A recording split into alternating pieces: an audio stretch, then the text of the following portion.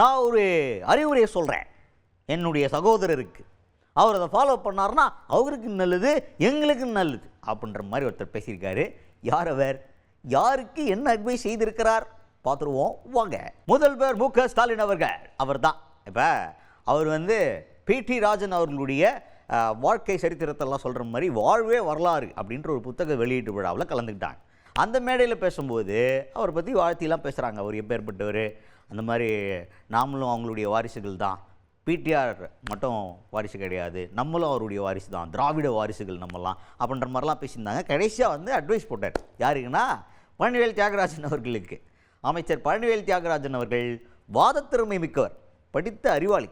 ஆனால் அவருடைய இந்த வாதம்ங்கிறது அவருக்கு பலமாக இருக்கணுமே தவிர பலவீனமாகிடக்கூடாது அப்படின்ற மாதிரி சொல்லியிருந்தார். நமக்கு இந்த ஊருக்குள்ளே என்ன டவுட்டு கேட்குறாங்கன்னா, எந்த இதை பலவீனங்கிறாருன்னு தெரியல. ஒருவேளை சட்டமன்றத்தில் சமீபமாக செஞ்சார் அந்த சம்பவத்தை சொல்கிறாரா, இல்லை முன்னாடி ஒரு ஆடியோ சம்பவம் பண்ணாங்களே அந்த ஆடியோ சம்பவத்தை மனசில் வச்சுக்கிட்டு சொல்கிற ஒன்றும் புரியலையே அப்படின்ற மாதிரி ஊருக்குள்ளே ஒரு பேச்சு போயிட்டுருக்கு. இருந்தாலும் இந்த அறிவுரை அப்படிங்கிறது பழனிவேல் தியாகராஜன் அவர்கள் சிஎம் அவர்களிருந்து பெற்றிருக்கிறார் அப்படிங்கிறது தான் செய்தி. பி.டி. ராஜன் அவர்களுக்கு நம்முடைய அமைச்சர் பழனிவேல் தியாகராஜன் மட்டும் வாரிசு இல்லை, நானும் வாரிசு தான். திராவிட வாரிசுகள் இருக்கிறவங்களா திராவிட வாரிசுகள். வாரிசு சொல்லை கேட்டாலே சிலருக்கு எரியுது, பத்திக்கிட்டு எரியுது. அவங்களுக்கு எரியிட்டு தான் திரும்ப திரும்ப சொல்லிவிட்டுருக்கோம். இன்னைக்கு எப்படி திராவிட ஒழிப்புன்னு சில கைக்குழிகள் பேசிக்கிட்டு இருக்காங்களோ, அதே மாதிரி பி.டி. ராஜன் காலத்திலையும் நீதி கட்சியை குழி தோண்டி பாதாளத்தில் புதைச்சிடுவேன்னு ஒரு தலைவர் சொன்னார். ஆனா பி.டி. ராஜனுடைய தொடர்ச்சியா பண்பாளர் பழனிவேல் ராஜன் அவர் வந்தார். இப்போ பழனிவேல் தியாகராஜன் நம்ம கூட இருக்கார். நம்ம பழனிவேல் தியாகராஜன் அவர்களை பொறுத்த வரைக்கும் அறிவார்ந்த வலிமையான வாதங்களை வைக்கக்கூடியவர். நான் அவருக்கு கூட விரும்புவது இந்த சொல்லாற்றல் அவருக்கு பலமானதாக இருக்குமே தவிர அவரோட பலவீனமாக ஆகிவிடக்கூடாது. இதுதான் இது நான் ஏன் சொல்றேன்னா அது அவருக்கே தெரியும். நம்முடைய எதிரிகள் பெரும் வாயை மெல்லக்கூடிய வினோதாற்றல் பெற்றவங்க.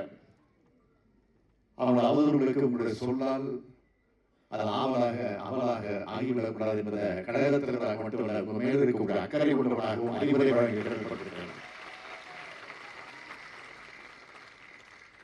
என் சொல்லை தட்டாத பிடிஆர் என்னுடைய அறிவுரையின் அர்த்தத்தை ஆழத்தை நிச்சயம் புரிந்து கொள்வார் என நம்புகிறேன். அமைச்சர் பழனிவேல் தியாகராஜன் அவரும் முதல்வர் பேசினா அதே மேடையில் தான் பேசுகிறாரு. பேசும்போது அவர் என்ன சொல்கிறார் அப்படின்னு பார்த்தீங்கன்னா, மாநில உரிமைகளை காவு வாங்கிறதுக்காக ஒரு சர்வாதிகார ஆட்சி நடத்திட்டு இருக்காங்க ஒன்றிய அரசு அப்படின்ற மாதிரி ஆரம்பிச்சு, இப்பேற்பட்ட காலகட்டத்தில் நம்முடைய மாநில உரிமைகளை காக்கும் போராளி காவலாளி நம்முடைய முதல்வர், மாநில உரிமை காவலர் அப்படின்னு எனக்கு கூப்பிடணும்னு தோணுதுன்னு சொல்லிட்டு இந்த இடத்துல பாராட்டியிருக்காரு முதல்வர் மு.க. ஸ்டாலின் அவர்கள். இன்றைக்கு நாட்டையே சர்வாதிகார இருள் சூழ்ந்துள்ளது. மாநில உரிமைகளை பறிக்கும் நடவடிக்கைகளை ஒன்றிய அரசு தொடர்ந்து மேற்கொண்டு வரும் இந்த காலகட்டத்தில் அதனை எதிர்த்து போராடி பல வெற்றிகளை குவித்து நாட்டிற்கே முன்னுதாரணமாக திகழ்கிறார் நமது மாண்புமிகு முதலமைச்சர் அவர்கள்.